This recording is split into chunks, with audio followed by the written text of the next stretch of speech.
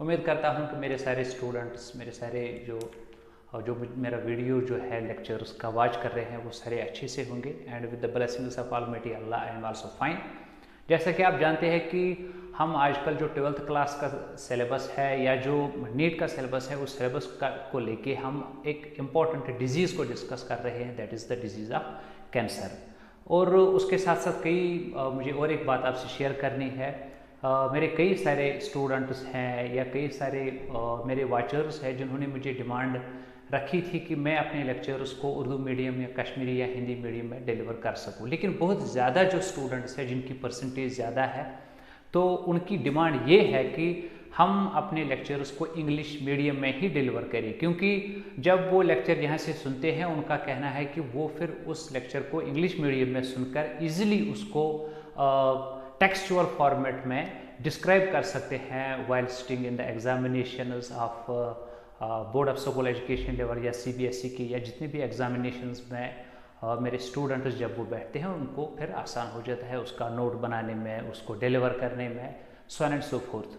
But आज मैंने decide उसके बावजूद किया है कि जो आज का हमारा टॉपिक है क्योंकि इसकी जो वाबस्तगी है, उसका जो ताल्लुक है वो हर एक इंडिविजुअल से है, चाहे वो मेल है, चाहे फीमेल है, चाहे छोटा है, चाहे बड़ा है, चाहे उसकी एज कितनी भी कम है या कितनी ज़्यादा है। क्योंकि इस डिजीज़ को लेके अब तक हमने कार्सिनोजेन्स के बारे में जाना, अब तक हमने कार्सिनोजेनिक एजेंट्स के बारे में जाना, प्रोटोऑन्कोजीन्स के बारे में जाना, ऑन्कोजीन्स के बारे में जाना, हमने different factors which acted as carcinogenic agents जिनकी वजह से कार्सिनोजेनेसिस हो सकती है, ट्रांसफॉर्मेशन ऑफ द सेल्स या कैंसर डेवलप हो सकता है, उन सब चीज़ों के बारे में जाना।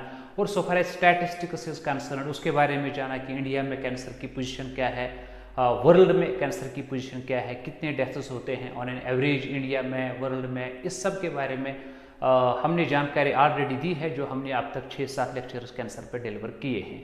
तो इन सारे लेक्चर्स को वॉच करने के बाद हमको ये लगा होगा कि कोई ऐसी इन्फॉर्मेशन मिली ही नहीं जिससे हम थोड़ा बहुत रिलैक्स हो जाए। मैंने पहले दिन ही कहा था, जब भी हम कैंसर की ये जो है इसका नाम सुन लेते हैं तो हमें एक डर सा पैदा हो जाता है हमारे मन में कि ये जो कैंसर है बड़ी ड्रेडली बीमारी है, लेकिन फैक्ट्स कुछ डिफरेंट है। कैंसर की जो प्रेवलेंस रेट है वो इतनी ज़्यादा है कि अगर आप अपने आप को कहोगे कि आप क्या किसी पेशेंट को जानते हो कि जिसकी डेथ कैंसर से हुई थी या जो सफ़र है इस वक्त कोई suffering with the disease of the cancer, तो आप अपने आप को खुद जवाब दोगे नहीं वहाँ पे एक बंदा था, वहाँ पे एक बंदा था, वहाँ पे एक मैन था, वहाँ पे एक वुमेन थी, वहाँ पे एक छोटा था, वहाँ पे एक बड़ा था, उसको ब्रेस्ट कैंसर हुआ था, इसको सर्वाइकल कैंसर हुआ था, उसको लंग कैंसर हुआ था। Everybody knows about it. It means that at least we should know something with which we can at least protect ourselves from getting this disease। ठीक है, तो आज जो हमारा लेक्चर है उसमें हम डिस्कस करेंगे उन तमाम मेजर्स के बारे में, ठीक है, उन तमाम चीज़ों के बारे में जिनको अपना कर हम कम से कम अपने हिस्से का जो रोल है वो प्ले करेंगे ताकि हम इन कमिंग टाइम्स इस कैंसर की खतरनाक बीमारी से बच सके। ठीक है, तो in our today's lecture we will be discussing prophylactic और preventive measures of the cancer. तो आज का जो लेक्चर है, out of all my lectures जो हमने डिलीवर किए हैं for this topic of the cancer, आज के लेक्चर में हमें एक रिलैक्सेशन मिलेगी कि कुछ चीज़ें ऐसी हैं जिनको अपनाकर हम इस खतरनाक बीमारी से अपने आप को और अपनों को कम से कम बचा सकते हैं कि उनको आने वाले दिनों में, आने वाले फ्यूचर में कैंसर की बीमारी जो है वो ना लगे। ठीक है, सो so far as the preventive or prophylactic measures of the cancer are concerned, this can also be asked। जो मुझे स्टूडेंट्स जो ग्रुप है तो उनको मैं ये कहना चाहता हूँ, उनके लिए भी ये इम्पॉर्टेंट क्वेश्चन है, क्योंकि in most of the examinations ये क्वेश्चन पूछा जाता है, give an account of some prophylactic और preventive measures for the cancer. ठीक है, ये शॉर्ट आंसर क्वेश्चन में भी पूछा जा सकता है। ठीक है, लेकिन इसकी जो नीड है वो हर एक इंडिविजुअल के लिए नेसेसरी है, क्योंकि हमने देखा है when we discussed the whole topic of the cancer in my 5, 6 और 7 लेक्चर्स हमने देखा कि ऐसा कोई आदमी है ही नहीं on the surface of the earth कि जिसको कैंसर नहीं हो सकता है। कैंसर किसी को भी हो सकता है। तो हर एक को इसके मतलब जो अवेयरनेस है, इसके मतलब जो प्रिवेंटिव मेजर्स है, उनके बारे में जानकारी हासिल करना जरूरी है। और वो जानकारी हासिल करने के बाद उन चीजों को अप्लाई करना उसके लिए मैंडेटरी है, isn't it? So let us start our today's topic, that is the preventive measures or prophylactic measures of the cancer. See here, I have made here, it is a sort of brain, as if ये brain है, ठीक है। मेरा मानना है कि जो cancer है इसका इलाज जो है अक्सर लोगों के लिए उसके जहन में होता है, उसके ब्रेन में होता है, ठीक है। उसके ब्रेन को दो चीजों के लिए विजिलेंट रहने की जरूरत होती है। एक, रिगार्डिंग द अवेयरनेस, हर एक आदमी के जहन में उन सब चीजों के बारे में जानकारी हासिल करना जरूरी है कि जिन चीजों की वजह से कैंसर डेवलप हो सकता है। और हर एक आदमी के जहन में उन चीजों के बारे में जानना जरूरी है कि जिन चीजों से या जिन चीजों को अप्लाई करके वो अपने आप को इन फ्यूचर टाइम्स में या अपनों को बचा सकता है या गाइड कर सकता है कि कौन से ऐसे उपाय हैं जिनको अपना कर, ठीक है, हम अपने आप को कैंसर की खतरनाक बीमारी से बचा सकते हैं, isn't it? So let me take first into account this thing, that is the awareness. देखो, जब तक हमने ये जो बाकी लेक्चर्स है उनको डिस्कस किया तो उसमें से हमने जाना कि जो एक ह्यूमन बॉडी होती है इसका बेसिक यूनिट बाकी ऑर्गेनिजम्स की तरह सेल होता है। और सेल का बेसिक यूनिट न्यूक्लियस होता है। न्यूक्लियस को क्रोमोसोम से चलाया जाता है, क्रोमोसोम को जीन या डीएनए से चलाया जाता है। जो भी कैरेक्टर एक लिविंग सेल या लिविंग ऑर्गेनिजम्स में होता है वो उसके अंदर जीन्स की वजह से होता है, ठीक है।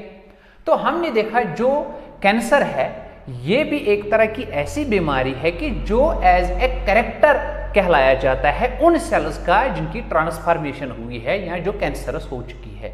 और हमने पिछले बाकी लेक्चर्स में जाना there are different types of genes, ठीक है। हमने देखा एक तरह की ऐसी जीन है जिनको कहते हैं प्रोटो ऑन्कोजीन, ठीक है। इसके बारे में हमने जाना प्रोटो ऑन्कोजीन।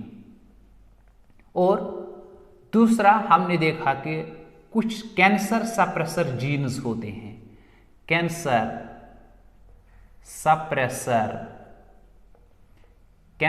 Suppressor jeans. और तीसरी टाइप की जो जेनेटिक कॉन्स्टिट्यूशन होती है तो जो रेस्पॉन्सिबल होती है कैंसर डेवलप करने के लिए उसको कहते हैं एपोप्टोटिक जीन। इनके बारे में हमने जाना एपोप्टोटिक जीन्स। ये तीन तरह की ऐसी जीन्स होती हैं हमारे क्रोमोसोम्स के अंदर, हमारे डीएनए के अंदर, कि जो तब्दील हो सकते हैं, जिनको म्यूटेशन हो सकती है, जिनमें चेंज आ सकती है और जो ट्रांसफर हो सकते हैं विद कार्सिनो, जो ट्रांसफर हो सकती है इनटू कार्सिनो जीन्स और cancer causing genes into oncogenes. Oncogenes जो होते हैं यही मेन रीजन होते हैं जो एक सेल को ट्रांसफॉर्म कर सकते हैं या जो एक सेल या टिश्यू या ऑर्गन के अंदर ट्यूमर या कैंसर डेवलप कर सकते हैं। लेकिन ये ऑन्कोजीन्स कहां से बनती हैं? ये इन जीन्स की तब्दीली से बनती है। इसके बारे में हमने जाना proto oncogene, cancer suppressor gene and the apoptotic jeans. लेकिन अवेयरनेस में हमें इस चीज की अगर अवेयरनेस ना भी होगी, if we are not students, if we are not medical students, अगर हम स्टडी नहीं कर रहे हैं इस पर, अगर हम मेडिकल सब्जेक्ट से वाबस्तगी नहीं रख रहे हैं तो हमें इन चीज़ों के बारे में जानने की ज़रूरत नहीं है। लेकिन हमें उन चीज़ों के बारे में जानने की ज़रूरत है कि जो चीज़ें इनको कन्वर्ट करते हैं इनटू ऑन्कोजीन्स। हमने देखा ये तीन तरह की जीन्स हर एक पर्सन में होते हैं और इन तीन तरह की जीन्स में एबिलिटी होती है कि वो इन जीन्स में कन्वर्ट हो जाए। जैसे वो इन जीन्स में वो कन्वर्ट होती है और इन जीन्स की वजह से एक सेल के अंदर ट्रांसफॉर्मेशन हो सकती है, इजंट इट? तो हमें उन चीजों के बारे में जानना है कि जो इन जीन्स को इस तरह की जीन में ट्रांसफर कर सकती हैं, ठीक है। और हमने पहले ही कहा है उन एजेंट्स को कहते हैं कार्सिनोजेनिक एजेंट्स, ठीक है। और वो कार्सिनोजेनिक एजेंट्स एनवायरनमेंट में मौजूद होते हैं। कार्सिनोजेनिक एजेंट्स, तो अवेयरनेस में हमें उन एजेंट्स के बारे में, उन चीज़ों के बारे में जानना चाहिए पहले कि जिनकी वजह से हम इन नॉर्मल जीन्स को एबनॉर्मल जीन्स में कन्वर्ट कर सकते हैं। जैसे ही किसी भी पर्सन में ये नॉर्मल जीन इस एबनॉर्मल जीन में कन्वर्ट हो जाते हैं तो उस पर्सन में कैंसर डेवलप हो सकता है, ट्यूमर हो सकता है, इजंट इट, और कार्सिनोजेनेसिस हो सकती है, ट्रांसफॉर्मेशन ऑफ द सेल्स हो सकती है वेरी इजीली। तो इन एजेंट्स के बारे में जब हमने स्टडी किया था तो हमने देखा था देयर वर सेवरल फैक्टर्स, ठीक है। हमने देखा था कि उन फैक्टर्स में एक फैक्टर होता है सूट, ठीक है, और एक फैक्टर इसी तरह हो सकता है which can act as the carcinogen, coal tar, coal tar हो सकता है, ठीक है। और एक कार्सिनोजेनिक एजेंट सिगरेट के अंदर जो टोबैको हो सकता है, ठीक है, या मैं यहां पे डायरेक्ट सिगरेट लिखता हूं, सिगरेट, ठीक है। और कार्सिनोजेनिक एजेंट बेटा अल्कोहल भी हो सकता है, it can be alcohol as well. और कार्सिनोजेनिक एजेंट इसके अलावा जो मस्टर्ड गैस होता है, ठीक है, मस्टर्ड गैस, जब हम अपनी सब्जी को किसी चीज़ को पकाते हैं तो पकाने के लिए हम मस्टर्ड ऑयल का इस्तेमाल करते हैं, ऑयल इसका इस्तेमाल करते हैं। तो पकाने के टाइम में when we put the frying pan on our gas चूल्हा, तो उसके बाद फ्राइंग के लिए वहाँ से जो उसके अंदर जो धुआं होता है वो आ जाता है, उस मस्टर्ड गैस जो कहलाता है, ठीक है, वो एक्ट कर सकता है एज ए कार्सिनोजेनिक एजेंट, ठीक है। तो ये हमने जानना है। और हमने देखा some other carcinogenic agents were like asbestos, some carcinogenic agents were vinyl chloride, ये भी कार्सिनोजेनिक एजेंट है, ठीक है। और इसके अलावा कार्सिनोजेनिक एजेंट्स में हमने फिजिकल कार्सिनोजेंस में क्या देखा था, हमने देखा था कि एक्सरे कार्सिनोजेनिक एजेंट हो सकता है। हमने देखा था पावरफुल और over exposure to the heat radiations, वो भी हो सकती है, और अल्ट्रा वायलेट रेज भी हो सकती है, यूवी रेज, ठीक है, जो सन रेज के अंदर पाई जाती है। और हमने देखा था over exposure to the heat radiations, over exposure to the heat, तो यहाँ पर मैं खाली हीट लिखता हूँ, जो प्रोलॉन्ग्ड हीट का एक्सपोजर हमें हो जाता है वो हमें, जो हम कांगरी का इस्तेमाल करते हैं, मैं डायरेक्ट कांगरी लिखता हूँ यहाँ पे, कांगरी, ये मोस्ट इंपॉर्टेंट कार्सिनोजेनिक एजेंट हम कश्मीरी के लिए होता है, ठीक है। तो जो डिफरेंट कार्सिनोजेनिक एजेंट्स हैं, उन डिफरेंट कार्सिनोजेनिक एजेंट्स में हमने देखा है कि जो निकल होता है वो भी एक्ट करता है एज ए कार्सिनोजेनिक एजेंट, ठीक है। निकल आपने देखा होगा कि निकल बहुत सारे पेंट्स में मौजूद हो सकता है, कई चीज़ों में मौजूद हो सकता है। और निकल के साथ साथ कार्सिनोजेनिक एजेंट में क्रोमियम भी हो सकता है, ठीक है, क्रोमियम, ठीक है। ये कुछ ऐसे सब्सटेंसेस हैं, ये कुछ ऐसी चीजें हैं जो कार्सिनोजेनिक एजेंट्स होते हैं। और कार्सिनोजेनिक एजेंट्स क्या होते हैं, सबको देखना है। ये वो एजेंट्स होते हैं जो हमारी नॉर्मल जीन्स को एबनॉर्मल जीन्स में कन्वर्ट कर सकते हैं। देखो, this protooncogene was our normal gene, cancer suppressor gene was our normal gene, apoptotic gene was our normal gene.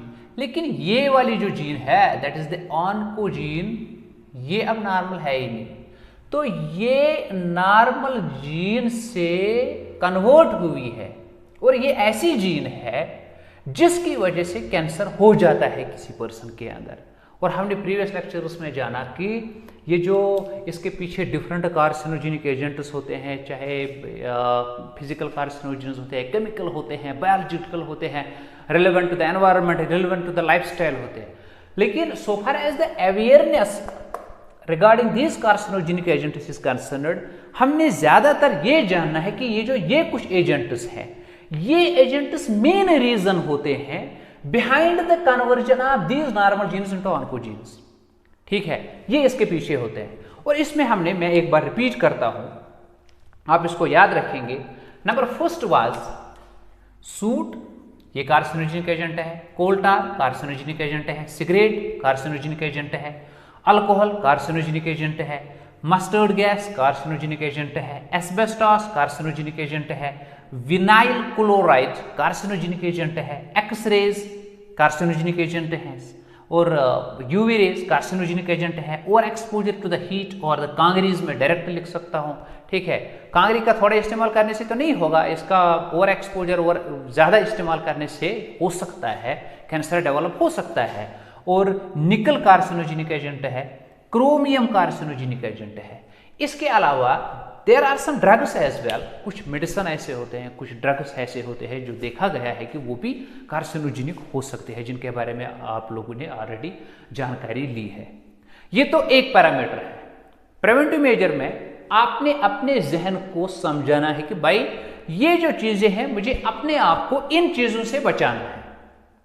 ठीक है, अगर आपने अपने आप को इन चीजों से बचाया तो in comparison to the other person, जो कोई दूसरा आदमी होगा, ठीक है, तो जो अपने आप को इन चीजों से नहीं बचाएगा तो आप अपने आप को मोर देन 65%, ठीक है, प्रिवेंट कर सकते हो टू डेवलप कैंसर। रिमाइंडेड। सो पहले वाली जानकारी में एक तो आपको विजिलेंट रहना है रिगार्डिंग और keeping the awareness for the factors which can convert these normal genes into the abnormal genes which can develop cancer in any body part of our body।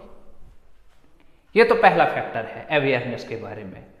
और उसके बाद जो दूसरा फैक्टर है दैट इज द मेजर्स। अब कौन से ऐसे उपाय हैं जिनको अप्लाई करके हम अपने आप को एक तो इन चीजों से बचाएंगे ताकि ये चीज हमारे नजदीक ना आए, हमारी बॉडी में एंट्री इनकी ना हो। एक तो मेजर्स में हमने उसके बारे में जानना है, और थोड़ा बहुत जो लाइफस्टाइल हमारा है उसको कैसे चेंज करेंगे, और लाइफस्टाइल में कौन कौन सी चीज़ों को हमने अडॉप्ट करना है और कौन सी चीज़ों को छोड़ना है, तो मेजर्स में हम उनके बारे में जानेंगे। ठीक है, तो let me take the first point for the preventive measures of the cancer, that is what we have to do. हम पहले क्या करेंगे, we will avoid some things. Number one, हम सिगरेट हम स्मोकिंग को, मैं यहां पे स्मोकिंग लिखूंगा, we will avoid smoking.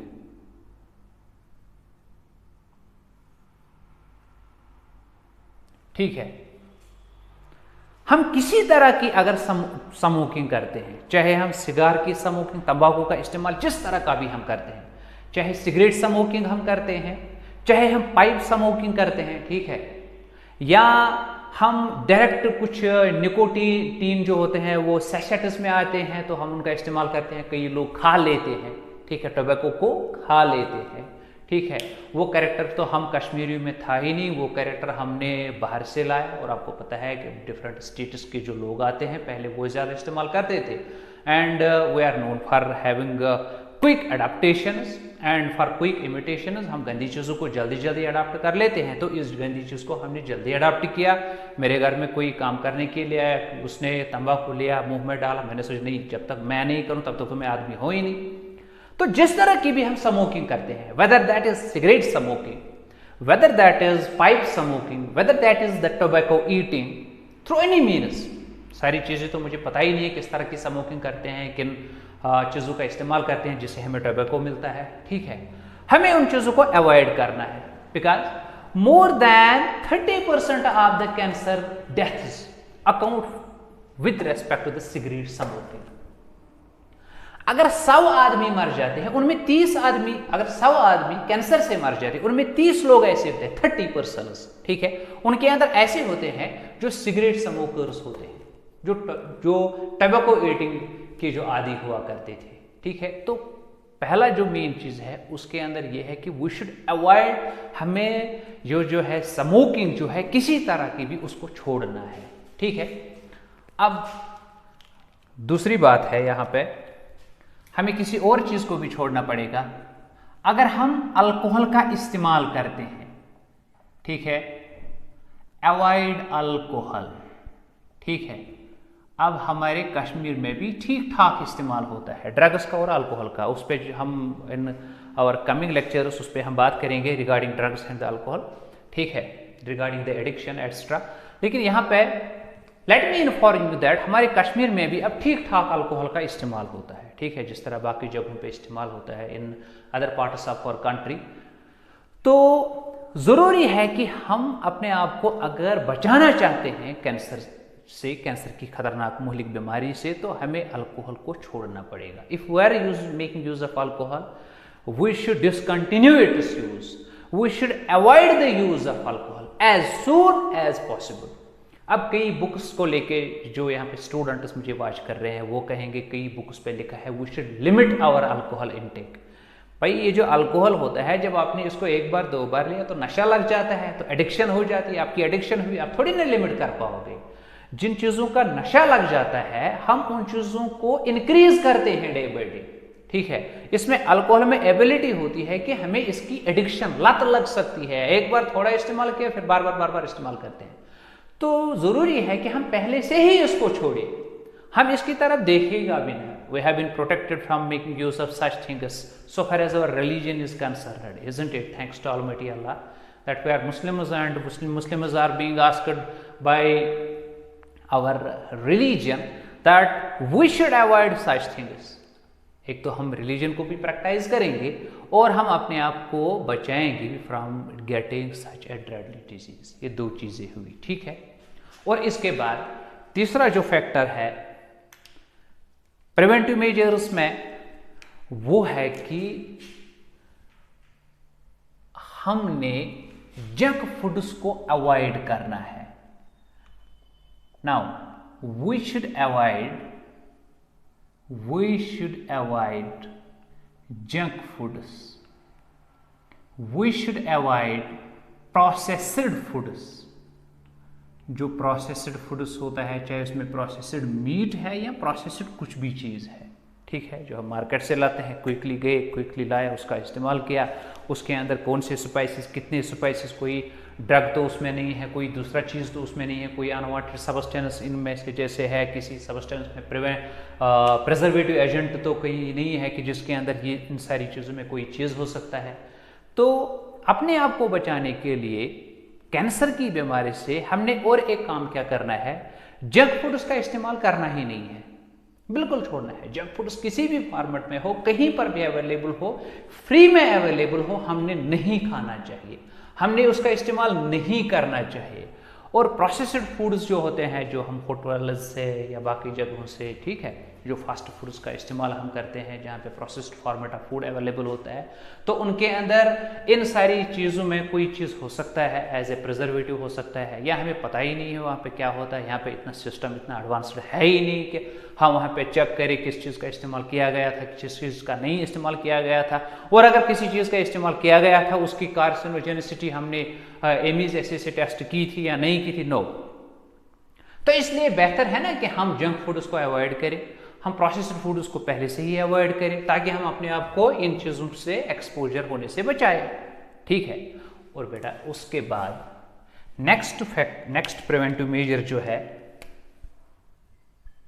Number 4, तो हमने और एक चीज जो है उसको करना है कि we have to avoid overtaking of the red meat, ठीक है।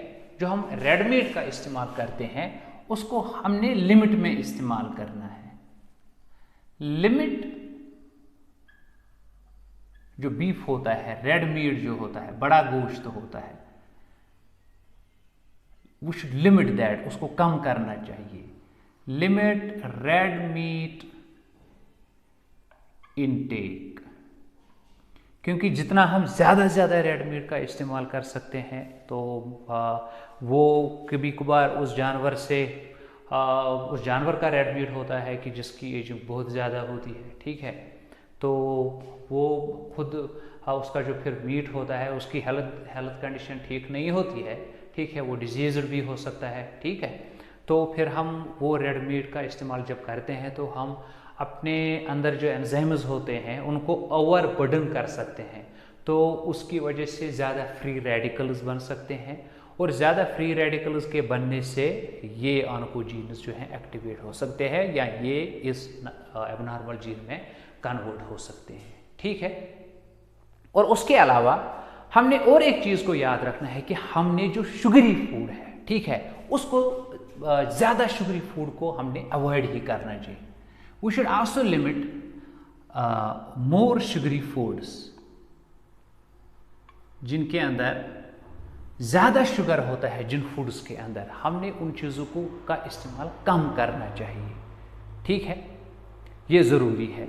एंड जो नेक्स्ट थिंग यहाँ पे है, that is the 5th point, we should make use of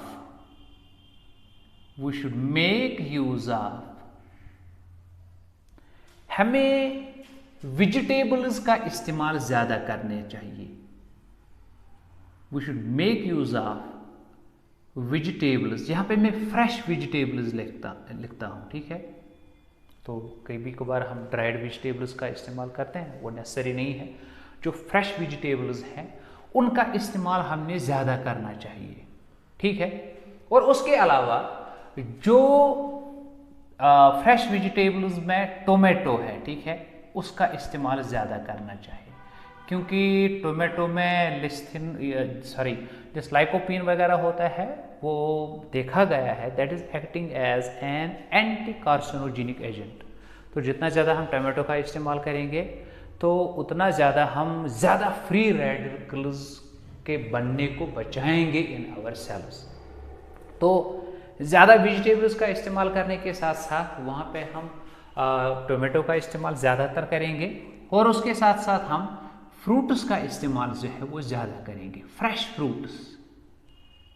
we should make use of more and more fresh vegetables, specially tomato, fruits, ठीक है। बहुत सारे एजेंट्स, बहुत सारे विटामिन्स इन वेजिटेबल्स और फ्रूट्स के अंदर, उनके छिलकों के अंदर पाए जाते हैं, which are called as anti carcinogenic substances, anti carcinogenic agents, ठीक है। और इन फूड आइटम्स के साथ साथ हमें होल ग्रेन्स का इस्तेमाल करना चाहिए, ठीक है, हमें फाइबर का इस्तेमाल करना चाहिए। इनके साथ साथ हमें होल ग्रेन्स का इस्तेमाल करना चाहिए, ठीक है। फाइबर रिच फूड जरूरी होता है, फाइबर रिच फूड्स का इस्तेमाल ज़्यादा करेंगे। और एक फूड आइटम यहाँ पे मैं लिखता हूँ दैट इज़ द सोयाबीन्स, और सोया फूड्स में यहाँ पे लिखता हूँ soya foods, soyabeans, soya paste etcetera are there. इन चीज़ों का इस्तेमाल हम ज़्यादा करेंगे। बाकी चीज़ें तो हम लेते ही लेते हैं, लेकिन हमने ये सोचना है कि ऑन डेली बेसिस हमने 3-4 बार फ्रूट का इस्तेमाल किया, कोई भी फ्रूट, ठीक है। हमने जानना है कि हमने 3-4 बार सैलेड का इस्तेमाल किया, ठीक है, जिसमें कोकम्बर है, जिसमें खीरा है, जिसमें टोमेटो है, जिसमें बनाना है या कोई दूसरी चीज़ें हैं, ठीक है, उसका इस्तेमाल 2 बार कम से कम किया। और बाकी जो वेजिटेबल्स हैं, we should take vegetables along with our staple foods. हम रोटी लेते हैं, हम चावल लेते हैं, जो कुछ भी हम लेते हैं, ठीक है, हमने वेजिटेबल्स का इस्तेमाल ज़्यादा करना है।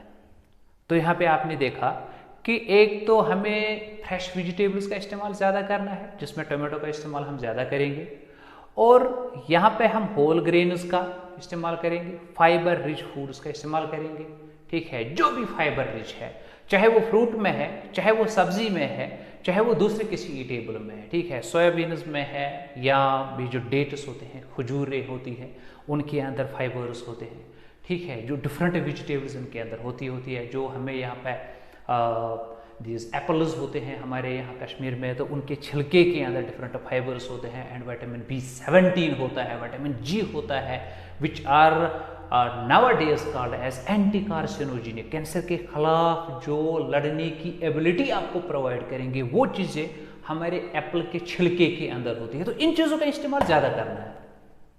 लेकिन यहाँ पे एक चीज़ का हमने ख्याल रखना है, जब हम सब्जियों को पकाते हैं, we need not to fry them more and more. जब हम हमारे अपने यहाँ पे कश्मीर में जो हमें जो वाजवान हम बनाते हैं, ठीक है, तो उसके अंदर जो कोई भी चीज़ होता है हम उसमें फ्राइंग ज़्यादा करते हैं, उसमें साल्टी फूड्स का ज़्यादा इस्तेमाल करते हैं। We should avoid such salty foods. And जब हम सब्जियों को पकाएंगे, कोई भी सब्जी हो, उनको फ्राइंग प्रोसेस में ज़्यादा टाइम हम नहीं देंगे। जैसे कि हमारा टमाटो होता है, अगर हम इसको ज़्यादा फ्राई करेंगे, इसमें विटामिन C होता है, इसमें लाइकोपीन होता है। विटामिन C, लाइकोपीन, ये चीज़ें आपको इम्यूनिटी प्रोवाइड कर सकती थी against different disease and against the different carcinogenic agents.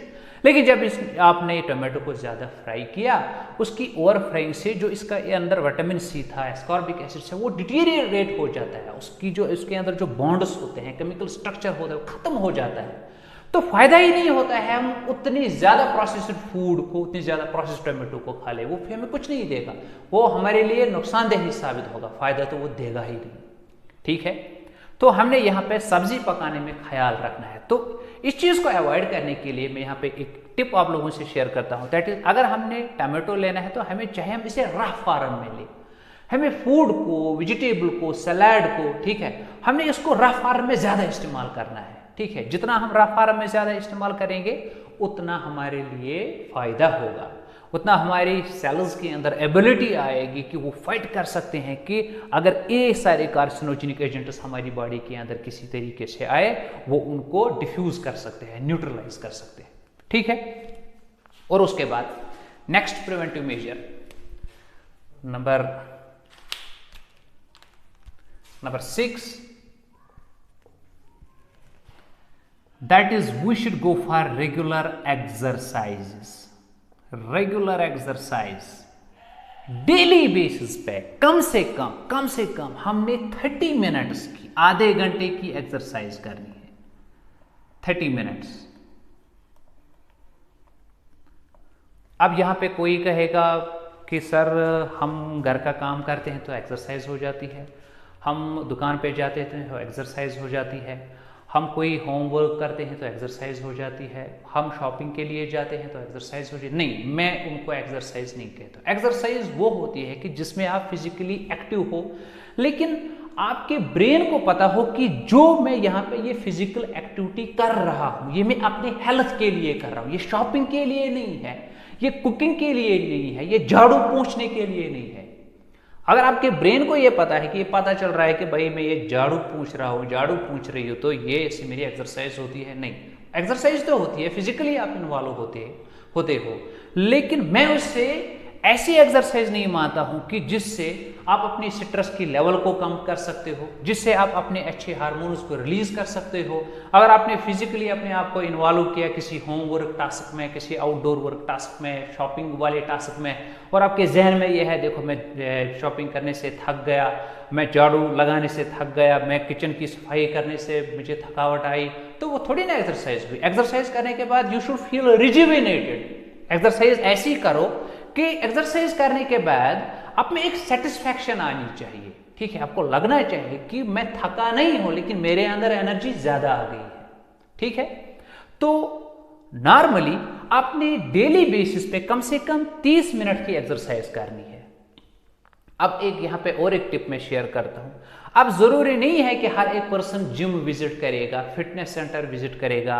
कई सारे हमारे जो लोग होते हैं, बहनें होती है, वो हाउस वाइफ्स होती हैं, माएँ होती हैं, हाउस वाइफ्स होती है। कई सारे हमारे जो भाई होते हैं, एल्डर्स होते हैं, वो शॉपकीपर्स होते हैं। कई सबों का ये जो है पेशा होता है वो खेती बाड़ी से होता है, कईयों का किसी दूसरे बिजनेस से होता है, कई जो सर्विस करते हैं इन द गवर्नमेंट और द प्राइवेट सेक्टर, वो कहते हैं हमें टाइम नहीं मिलता है या वहाँ पे हमें एक ही जगह रहना पड़ता है। कई कहते हैं ड्राइविंग ज़्यादा है, कई लोग कहते हैं कंप्यूटिंग पे काम करना ज़्यादा होता है, कंप्यूटर वर्क ज़्यादा होती है। तो बहुत सारी जो हमारे लाइफ स्टाइल्स हैं तो जिनके अंदर हम इन्वॉल्व रहते हैं, तो नेसेसरी सबके लिए है कि early in the morning in empty stomach they will manage 30 minutes. जब वो सुबह उठे उन्होंने 30 मिनट का वक्त निकाला। अब जरूरी नहीं है कि वो एक कोई यूनिक पर्टिकुलर एक्सरसाइज करे जिसके बारे में वो जानते ही ना हो। उनके लिए ये है कि सिर्फ ब्रिस्क वॉकिंग कर लो, उनको चलना है, थोड़ा जोर से चलना है, इतनी जोर से चलना है कि उनको लगना चाहिए ना they are panting, isn't it. उनकी जो रेस्पिरेटरी रेट है वो बढ़ रही है, कार्डियक रेट जो है, हार्ट रेट जो है वो बढ़ रही है। उनको लगना चाहिए कि मेरी जो हार्ट रेट है, पल्स रेट है, ठीक है, मेरी जो ब्रीदिंग रेट है, इंस्पिरेशन एक्सपायरेशन जो रेट है वो बढ़ रही है। वो ब्रिस्क वॉकिंग से हो सकता है। अगर डेली बेसिस पे जो कोई भी इंसान किसी भी पेशे से वाबस्तगी रखता हो, early in the morning in the empty stomach वो 30 मिनट की ब्रिस्क वॉकिंग करता हो, जोर से चलता हो, तो उसके दिन के लिए वो काफी है। बहुत सारे फ्री रेडिकल्स खत्म हो जाएंगे, उसके अंदर अच्छे हार्मोन्स सिंथेसाइज हो जाएंगे, सीक्रेट हो जाएंगे, वो मेंटली सेटिस्फाई रहेगा, वो फिजिकली भी सेटिस्फाई रहेगा और अपने आप को प्रिवेंट करेगा from getting his normal these genes into the abnormal genes or oncogenes। ठीक है। अब दूसरी बात यहां पे है, कई लोगों का मानना है कि अगर हम एक्सरसाइज करेंगे तो एक्सरसाइज करने से अब कुछ नहीं होगा। और जो पॉपुलेशंस दो तरह की होती है, एक तो रूरल होती है, दूसरा अर्बन होती है। अर्बन में जो मार्केट्स में अर्बन एरियाज में रहते हैं, एक तो वो लोग जो वहां पे रहते हैं, दूसरे जो हमारी तरह रूरल एरियाज में रहते हैं। लेकिन अगर लोगों का मानना ये है कि एक्सरसाइज करने से कोई डिजीज होगी ही नहीं, तो ये गलत है। क्योंकि जो रूरल एरियाज होते हैं वहां पे जो लोग होते हैं वो तो फिजिकली एक्टिव होते हैं, खेती बाड़ी में, बागवानी में या बाकी जो घर के बाहर के काम होते हैं तो वो बिल्कुल एक्टिव होते हैं, ठीक है, इन द डे लॉन्ग। लेकिन उसके बावजूद अगर हम थायराइड की प्रॉब्लम को देखते हैं, अर्बन पॉपुलेशन में भी है और रूरल पॉपुलेशन में भी है, ठीक है। अगर हम कैंसर की जैसी बीमारी को देखेंगे, रूरल पॉपुलेशन में भी है, अर्बन में भी है, ठीक है। अगर हम डायबिटीज की ओर देखेंगे तो रूरल में भी है और अर्बन में भी है, ठीक है। तो इसका मतलब ये हुआ खाली एक्सरसाइज से कुछ नहीं होने वाला, क्योंकि एक्सरसाइज के साथ साथ हमने एक और इंपॉर्टेंट चीज पे ध्यान देना चाहिए, और वो जरूरी चीज क्या है? वो है स्ट्रेस मैनेजमेंट। स्ट्रेस मैनेजमेंट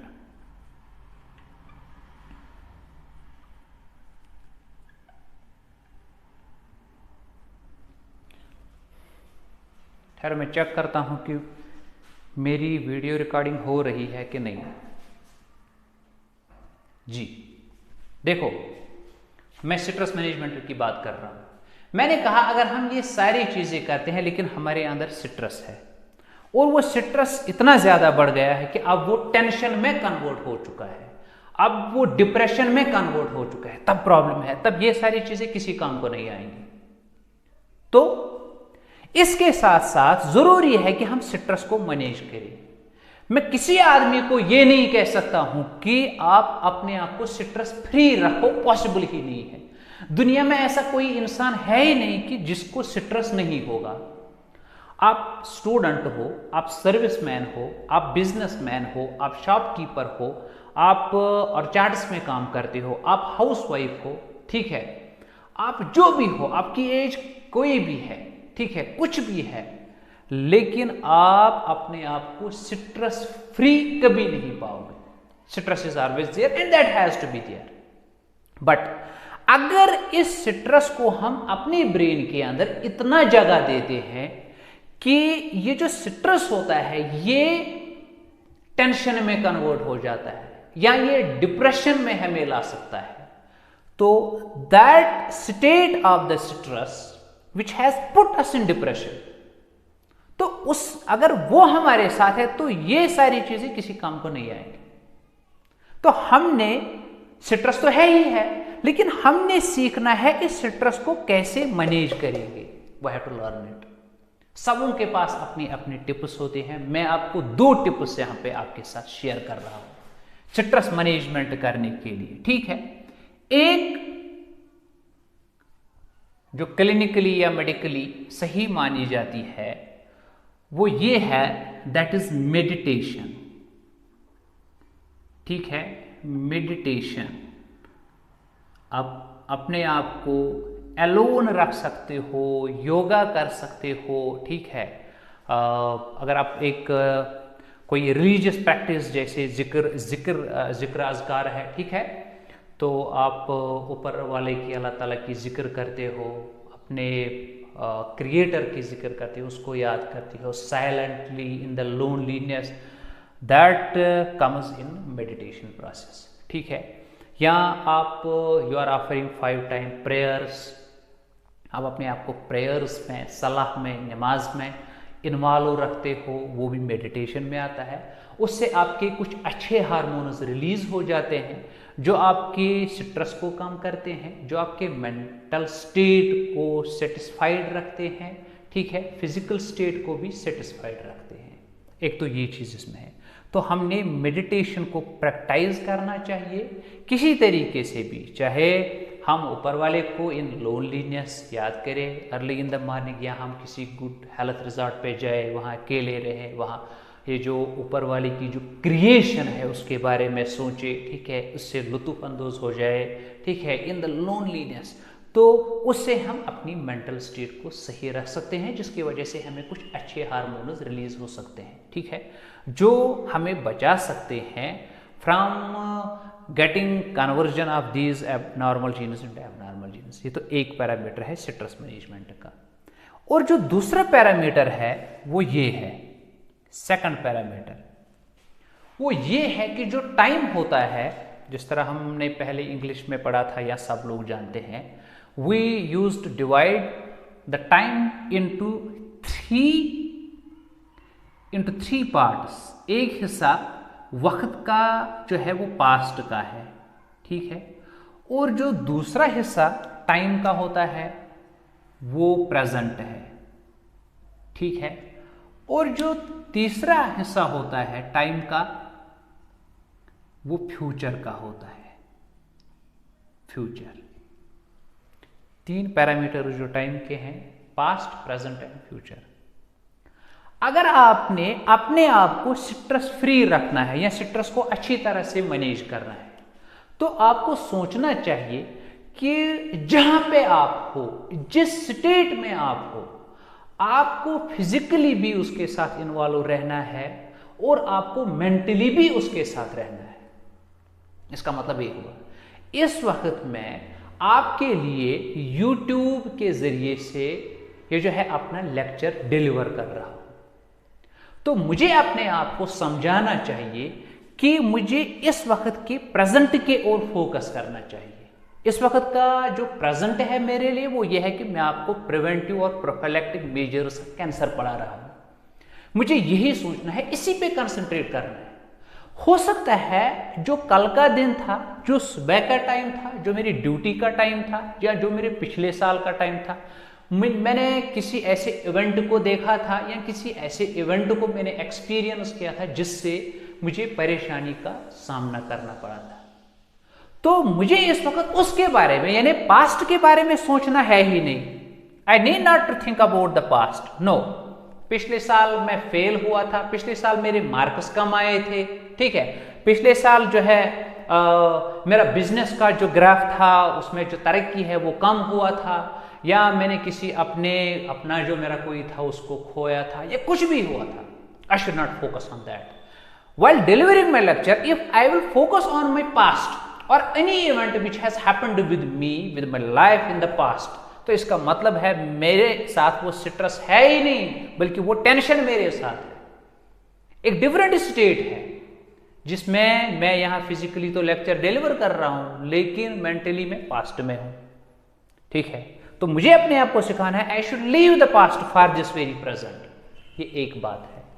दूसरी बात, अब मैं ये सोचूंगा कि कल मुझे ये करना है, परसों मुझे ये करना है, अगले साल ये होना है, 2 साल के बाद ये होना है, फिर मैं ऐसे करूंगा वैसे करूंगा। सोचना तो सही है, if you think for a while it is correct, but अगर मैं इतना सोचूंगा कि मैं इस प्रेजेंट को भूल जाऊं, मेरे जहन में ये होगा कि नेक्स्ट ईयर मैं ये एग्जाम दूंगा, नेक्स्ट ईयर मैं इतनी तरक्की करूंगा, नेक्स्ट ईयर मेरा शॉप इतना बड़ा होना चाहिए, नेक्स्ट ईयर मेरा बिजनेस इतना बढ़ना चाहिए, नेक्स्ट ईयर जो मेरी बिलोंगिंग्स हैं, जो मेरे फेसबुक फ्रेंड्स हैं, जो मेरा कुछ भी है वो ये होना वो होना चाहिए। अगर मैं उस फ्यूचर के बारे में इस वक्त इतना सोच रहा हूं कि मैं अपने लेक्चर को डिलीवर करते करते उसके बारे में ज्यादा सोचता हूं, तब भी वो स्टेट सही नहीं है। तब मैं फिजिकली इस प्रेजेंट स्टेट में हूं, लेकिन मेंटली में किसी फ्यूचर स्टेट में हूं जिसको मैंने देखा ही नहीं, वो भी गलत है। तो हमने स्ट्रेस को मैनेज करने के लिए एक तो प्रेजेंट किसी सिचुएशन में, किसी इन्वॉल्वमेंट में, नमाज पढ़ रहा हूं, मैं नमाज को अदा कर रहा हूं, मैं प्रेयर्स को मैं इस वक्त प्रेयर्स के साथ अगर इन्वॉल्व हूं तो मुझे प्रेयर्स के साथ रहना है। मैं किचन की सफाई करना हूं तो उसके साथ रहना है। मैं स्टडी कर रहा हूं तो कंसंट्रेटेड रहना है। मैं कंप्यूटर का इस्तेमाल करता हूं उसके साथ रहना है, ठीक है। या मैं राइटिंग कर रहा हूं, मैं नोट्स बना रहा हूं, ठीक है। या मैं कोई बिजनेस कर रहा हूं, तो जो प्रेजेंट में है मुझे उसके साथ फोकस्ड रहना है, ठीक है। और उसके साथ फोकस्ड रहते रहते मुझे अपने मेंटल स्टेट को भी वहीं पे रखना है, फिजिकल स्टेट तो होती ही होती है। तो हमने इन दो चीजों को अवॉइड करना है in the present format. So we should focus more on present and less on past and very less on future. This is one of the tips which I have shared with you for the good management of your stress, ठीक है। तो उसके बाद कुछ और भी these preventive measures है कि जिसके अंदर हमने अपने आप को अवॉइड करना है, avoid ourselves, avoid from periodical or more or over sun exposure,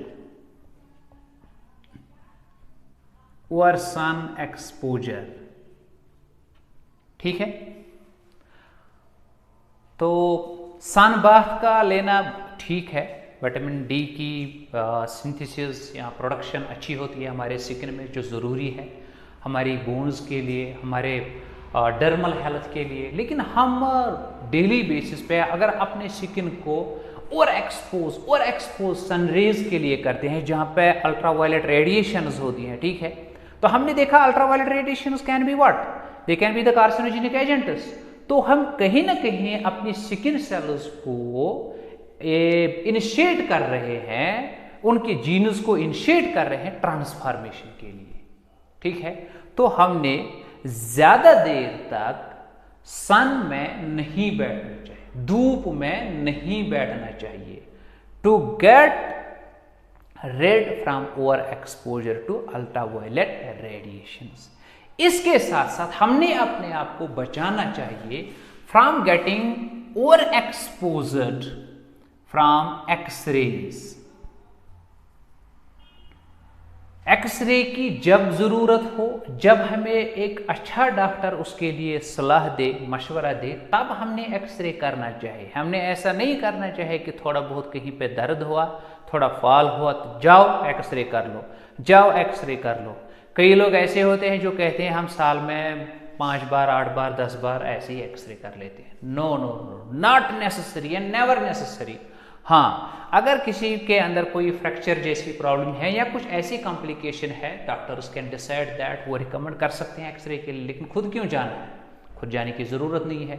और ज़्यादा से ज़्यादा एक्सरे हमें अवॉइड करने की ज़रूरत है। We should avoid conduction of more and more x-rays और आवर बॉडीज और आवर बोन्स और डिफरेंट पार्ट्स, ठीक है। क्योंकि हमने देखा कि जो एक्सरे है that can be important carcinogenic agent. इसके साथ साथ हम कश्मीरी लोग हैं, हम कांगरी का इस्तेमाल ज़्यादा करते हैं।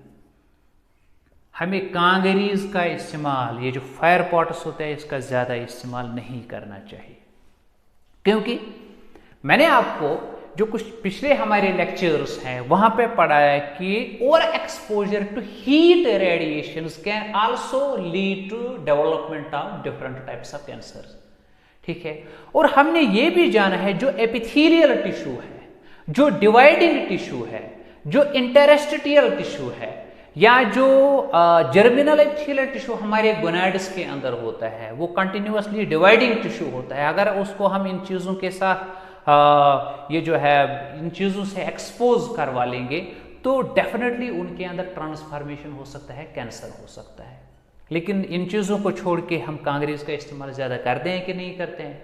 विंटर्स में हम इसका इस्तेमाल करके इसको हगड फॉर्मेट है, इसको गले लगाते हैं, और फिर इनके अंदर बहुत ज़्यादा टेम्परेचर होता है, फिर हम फेरन्स का इस्तेमाल करते हैं, उसके अंदर फिर और भी ज़्यादा टेम्परेचर बढ़ जाता है। और जो हमारा एब्डोमेन होता है, जो फीमेल्स होते हैं, उनका सर्वाइक्स जो होता है या उनका जो ट्रैक्ट होता है, वेनेरल ट्रैक्ट होता है, वो ओवर एक्सपोज हो सकता है विद दीज हीट रेडिएशन। जो मेल्स होते हैं, उनके जो गोनाड्स होते हैं, टेस्टीज होती हैं, वो उनको एक्सपोजर हो सकता है with these over radiations from which we are getting from the congeries. ठीक है, जो हीट रेडिएशंस होती हैं, तो जो कांगरेज होते हैं वो रीजन बन सकती है, एज वो एक्ट कर सकती है as carcinogenic agents for the development of different types of gonadial cancers. तो हमने करना क्या है?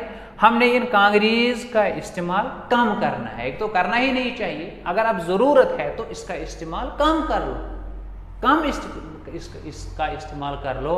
ज़्यादा कपड़े लगाकर कोई दूसरी चीज़ का इस्तेमाल करके जब हम इन चीज़ों का इस्तेमाल कम करेंगे तो डेफिनेटली हम अपने आप को प्रिवेंट कर सकते हैं फ्रॉम डेवलपिंग और getting cancerous type of deadly disease. इसके अलावा और एक चीज़ पे हमने फोकस करना है कि हमने अपने आप को बचाना चाहिए from getting different types of viruses और डिजीजेस। कुछ ऐसी डिजीज, मैं वायरसेस की बात पहले करता हूँ, जो बायोलॉजिकल एजेंट्स होते हैं, कार्सिनोजेनिक एजेंट्स होते हैं, जिनमें जैसे हेपेटाइटिस बी है। ठीक है, let me write down here, hepatitis B virus जो होता है, ठीक है, या ह्यूमन पैपिलोमा वायरस, HPV जिसे हम कहते हैं, ठीक है, या HIV जो है, ठीक है, ये जो ऐसे कुछ डेडली वायरसेस हैं, इन वायरसेस के अंदर एबिलिटी होती है कि ये डिफरेंट टाइप्स ऑफ कैंसर्स को डेवलप कर सकते हैं एक नॉर्मल इंसान में। तो पहली बात ये है, हमें अवॉइड करना चाहिए, अपने आप को बचाना चाहिए इन वायरल इन्फेक्शन से। ये कुछ मेजर वायरसेस हैं, तो क्या करना चाहिए उसके लिए?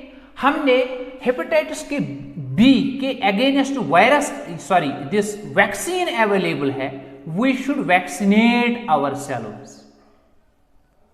हमें चाहिए कि हम अपने आप को हेपेटाइटिस बी के अगेंस्ट वैक्सीनेट कर ले, क्योंकि अवेलेबल है मार्केट में, अवेलेबल है हॉस्पिटल्स में, ताकि इन द फ्यूचर हमें कभी अगर हेपेटाइटिस बी की इन्फेक्शन हुई, हेपेटाइटिस बी का डिटेल्ड अकाउंट हम आगे आने वाले लेक्चर्स में देंगे, लेकिन यहाँ पे मुझे सिर्फ इतना कहना है कि हम अपने आप को हेपेटाइटिस बी के वायरस से कैसे बचा सकते हैं।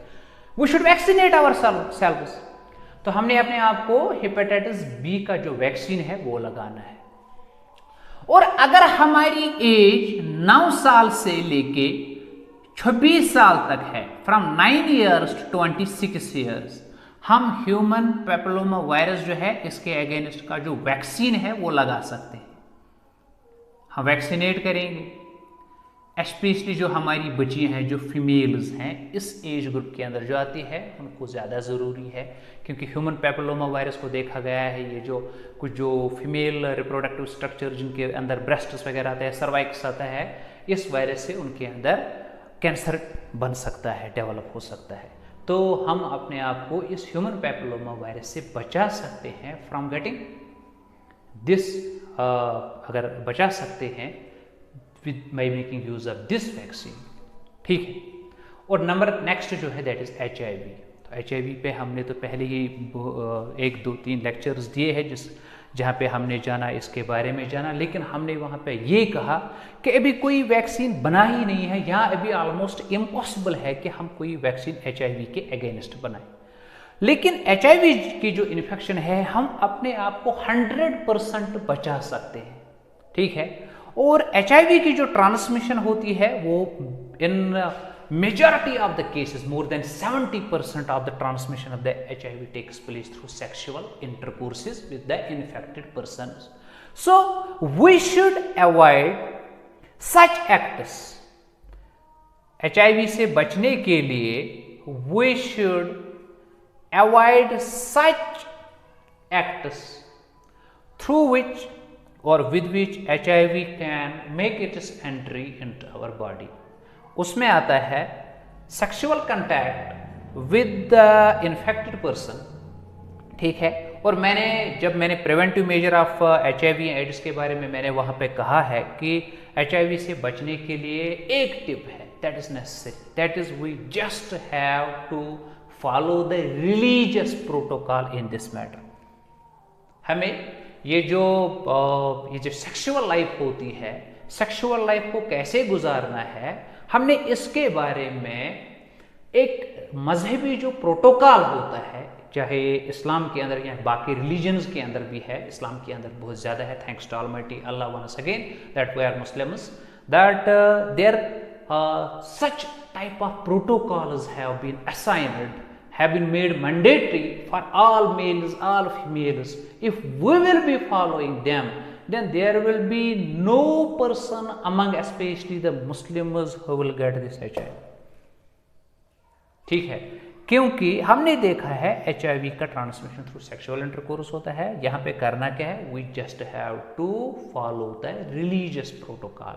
जो बाकी रिलीजन्स भी होते हैं उनके अंदर भी अगर डेफिनेट ये जो सेक्सुअल लाइफ का प्रोटोकॉल जो है तो वहाँ के उसके फॉलो करने से हम अपने आप को प्रोटेक्ट कर सकते हैं, बचा सकते हैं, प्रिवेंट कर सकते हैं फ्रॉम गेटिंग HIV इन्फेक्शन। जब हमने इन चीज़ों का इस्तेमाल करके अपने आप को इन चीज़ों की, इन वायरस की इन्फेक्शन से बचाया, तो डेफिनेटली हमने अपने आप को उन कैंसर्स से बचाया जो कैंसर्स इनकी वजह से डेवलप हो सकते थे हमारी बॉडी के अंदर, ठीक है। इसके अलावा और एक इम्पॉर्टेंट चीज़ जो हमने यहाँ पे डिस्कस करना है, that is point number 10, so far as the preventive measures of the cancer are concerned, वो ये है कि जो हमारी कुछ जो लैक्टेटिंग सिस्टर्स होती हैं, मदर्स होती हैं, ठीक है, वो जो लैक्टेटिंग लेडीज होती हैं उनको चाहिए कि वो लैक्टेशन की प्रोसेस को कंटिन्यू कर ले, उनको ये नहीं चाहिए कि वो लैक्टेशन को अवॉइड करे, ठीक है। ये बहुत ही इंपॉर्टेंट बात यहाँ पे है प्रिवेंटिव मेजर में, we should not avoid, I will write down here, never avoid lactation, ठीक है। देखो, जब एक फीमेल लैक्टेशन पे होती है तो वो अपने बच्चे को अपना मिल्क, अपना दूध प्रोवाइड करती है, ठीक है।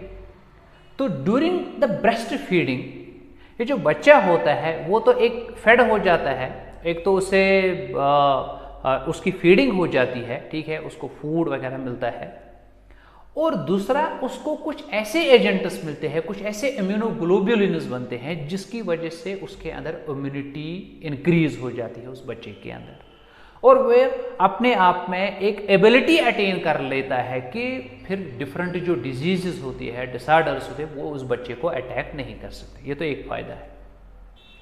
दूसरा फायदा ये है, for the sake of the preventive measure of concern this cancer is concern, वो ये है अगर एक माँ ने, अगर एक लैक्टेटिंग मदर ने अवॉइड किया बच्चे को दूध पिलाने से, तो उसके जो ब्रेस्ट्स होंगे, जो मेमोरी ग्लैंड्स होंगे, वहाँ मास्टाइटिस की प्रॉब्लम आ सकती है। इतना ही नहीं, ये देखा गया है कि जो लेडीज लैक्टेशन को किसी वजह से डिलिबरेटली अवॉइड कर लेते हैं, उनके अंदर प्रिवेलेंस ऑफ ब्रेस्ट कैंसर जो है वो मोर देन 70% ज्यादा होता है as comparison to the non lactating mother's.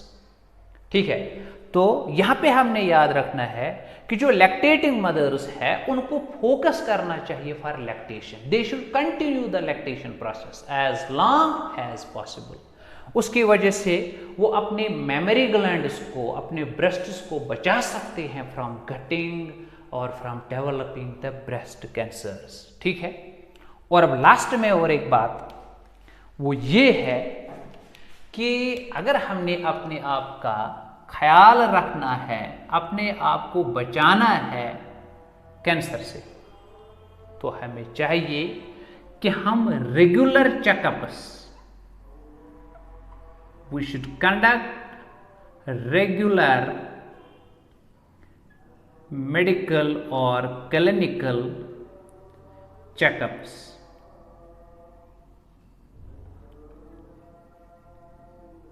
छः महीने के बाद, एक साल के बाद अपनी हेमेटोलॉजी को स्टडी करना चाहिए कि कोई किसी में ज़्यादा वेरिएशन तो नहीं है। ठीक है, और इसके साथ साथ we should have a keenly look over our lifestyles. जो हमारा लाइफस्टाइल है उसको हमने अच्छा रखना चाहिए। We should develop, we should maintain good habits. We should keep ourselves in the company of good persons. ठीक है, we should follow the good things. We should follow the protocol. We should follow the religious protocol. We should follow the good social protocols, good socio-familial protocols in the maintenance of good lifestyle habits so far as our day-to-day life is concerned. और एक बात, अगर हम अपनी body के अंदर कुछ ऐसी चीजें देखेंगे जैसे weight loss, unexplained weight loss, unexplained body temperature का बढ़ना, अनएक्सप्लेन्ड कंटिन्यूअस फीवर का होना, ठीक है, अनएक्सप्लेन्ड कंटिन्यूअस कफिंग,